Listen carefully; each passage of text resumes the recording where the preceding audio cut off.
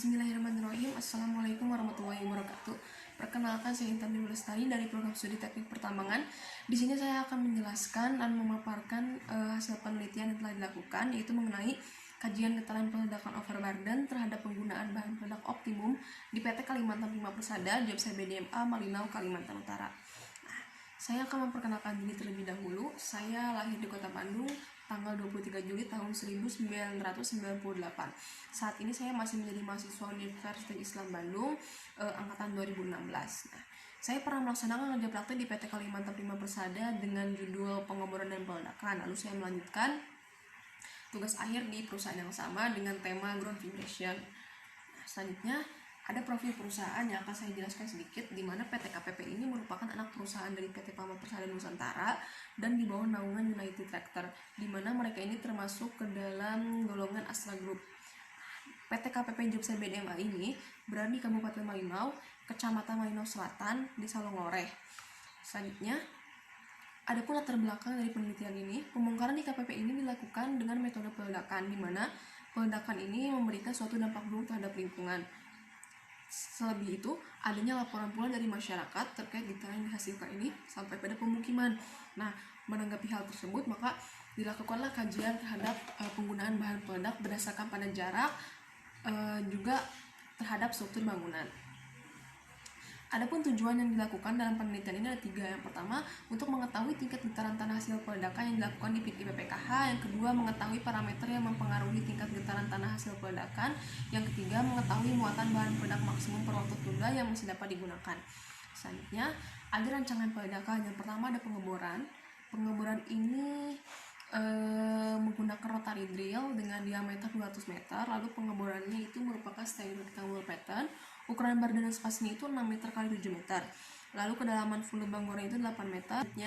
Rancangan yang kedua itu ada rangkaian peledakan, di mana rangkaian peledakan yang digunakan ini merupakan sistem penyalaan dengan detonator listrik. Detonator yang digunakan itu 500 ms dengan eselon 169 serta delay control sebesar 176. Selanjutnya ini adalah peta dari situasi peledakan. Area boundary yang ditandai dengan lingkaran warna oranye itu merupakan area peledakan, dan titik-titik merah yang tersebar itu merupakan stasiun pengukuran yang diukur di Desa Tanjung Nanga.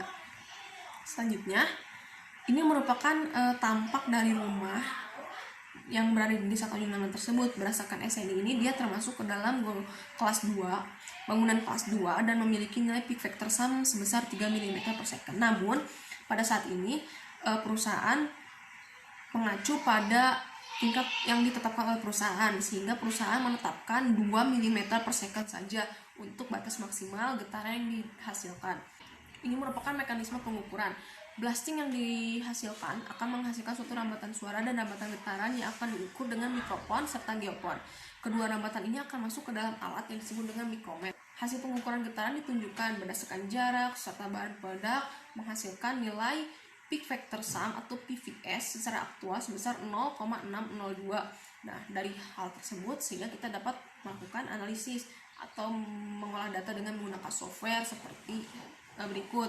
Seperti ada di dalam persamaan ini, kita dapat mengetahui nilai K sebesar 1294,5 dengan nilai min E sebesar min 1,63.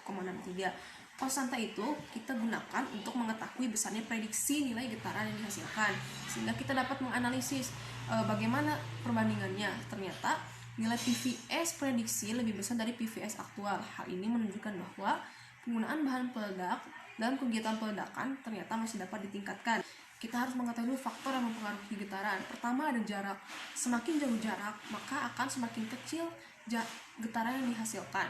Selanjutnya, adapun bahan peledak. Bahan peledak menjadi faktor yang mempengaruhi tingkat getaran. Semakin besar bahan peledak yang digunakan atau semakin banyak, maka akan semakin banyak pula atau akan semakin besar getaran yang dihasilkan. Seperti yang di awal telah ditentukan bahwa ternyata masih dapat ditingkatkan nih bahan peledaknya. Maka dari itu kita bisa menentukan bahan peledak yang digunakan. Nah, bisa ambil kesimpulan dari hal ini, secara keseluruhan tingkat getaran hasil pengukuran tidak melebihi ambang batas, baik yang ditetapkan oleh perusahaan ataupun yang ditetapkan berdasarkan SNI, bahwa hasil pengukuran yang didapatkan di lokasi penelitian ini masih berada di 0,4 sampai 1,1067. Selanjutnya faktor yang mempengaruhinya ada jenis gelombang, lalu ada jarak serta bahan peledak. Dan selanjutnya berdasarkan hasil aktual bahwa pada jarak 700 meter ini kita masih dapat menggunakan besarnya bahan peledak sebesar 169 kilo. Adapun saran pertama, hasil getaran yang dihasilkan tidak melebihi ambang batas sehingga dapat melakukan pengaturan terhadap muatan bahan peledak optimum yang digunakan agar dapat meningkatkan produksi dan hasil fermentasi yang baik.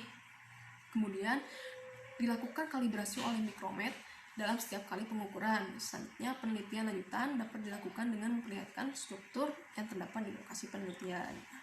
Sekian presentasi yang saya jelaskan, semoga bermanfaat. Wabillahi taufiq wal hidayah. Wassalamualaikum warahmatullahi wabarakatuh.